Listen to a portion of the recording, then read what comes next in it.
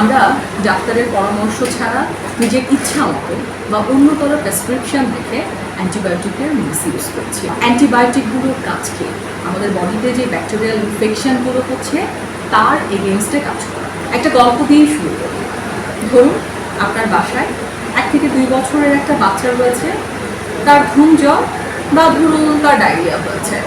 আপনি মনে করলেন আমার কাছে একটা জাদুকরী ওষুধ রয়েছে, আমি তাকে সেটা খাওয়াবো এবং তার জ্বর ভালো হয়ে যাবে বা ডায়রিয়া ভালো হয়ে যাবে।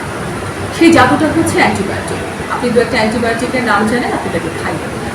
আপনি কোনো ফিজিশিয়ানের কাছে গেলেন না, কোনো রেজিস্টার ফার্মাসিস্টের কাছে গেলেন না। 2-3 দিন খাওয়ালেন, বাচ্চার জ্বর ভালো হয়ে গেল, আপনি খুশি হলেন। সমস্যাটা শুরু আসলে এখান থেকে।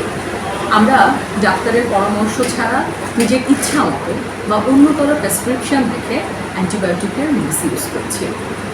প্রশ্নটা আসতেই পারে, এই মিসইউজটা আসলে কীভাবে হচ্ছে? যদি একটু সায়েন্টিফিক ওয়েতে বলার চেষ্টা করি, আসলে অ্যান্টিবায়োটিকগুলোর কাজ কি?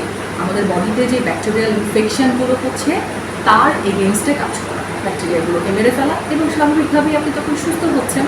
ধরুন বাচ্চার নিউমোনিয়া হয়েছে বা অন্য কোনো ইনফেকশিয়াস ডিজিজ হয়েছে যার মাধ্যমে সে সুস্থ হচ্ছে অ্যান্টিবায়োটিকের ব্যবহারের ফলে।